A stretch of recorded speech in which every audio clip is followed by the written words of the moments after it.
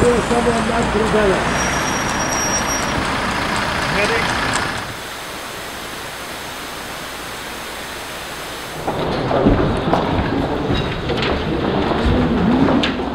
ден да поднеса нашите съболезнования в лицето на посланника на Япония.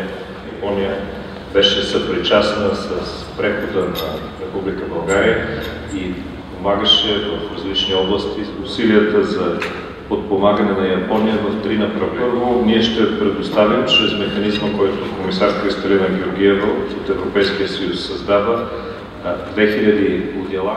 3つの一つがまずEU のクリスティーナ・ゲオルギエバ委員を通じてアレンジするものなんです。Министерство на външните работи, Министерство на отбраната, Министерство на вътрешните работи и Министерството на икономиката направиха проучвания за какви бази имаме на наше разположение и установихме, че може в следващите месеци да предоставим за наша сметка леглова база, в която японски деца да дойдат в нашата страна, да прекарат определен период от време, да могат да учат, да се възстановяват от трагедията, която са преживяли.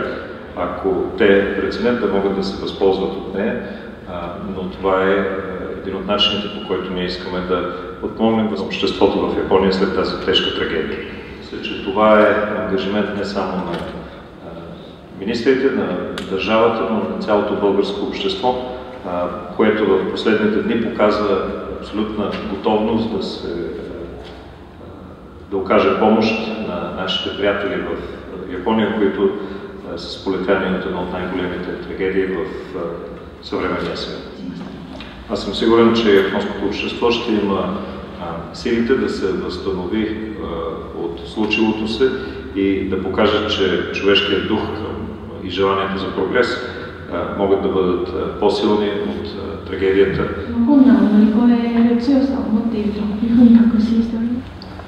今日は中村外務大臣から日本の最近起きたБих искал да изразя своята дълбока благодарност към всички българи, които изпратиха самоболезнование и японския трагедии, в който е случило миналата седмица. Японското правителство положим най-голямо усилие да се справим с проблемите около АЕЦ в Фукушима. Често имаме земетресения в Япония, но този път не очаквахме толкова голямо земетресение. Бих искал отново да изразя благодарност към българското правителство и българския народ за това, което показахме и за помощи, които ни предложихте. Много ви благодаря. Казвате, че ще участваме финансово в кампанията и призовате българските граждани също да я подкрепят. Как ще участваме финансово? Искам да очертая две възможности.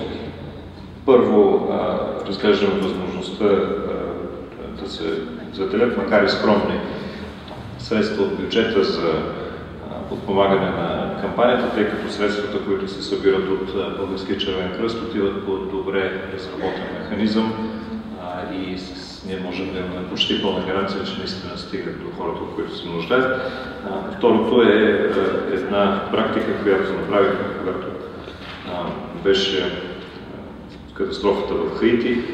Даренията, които се събират с СМС, бяха освободени от ДДС, така че 20%, които трябваше реално да влязат в бюджета, допълнително бяха дарени за кампанията. Това са възможности, но все пак трябва да видим и през следващите дни съпричастността на всички български граждани, как ще се отрази на тази кампания. Консулът, ако извинявайте, вярно ли, че е избягал и как ще коментирате, ако се даде тези информации?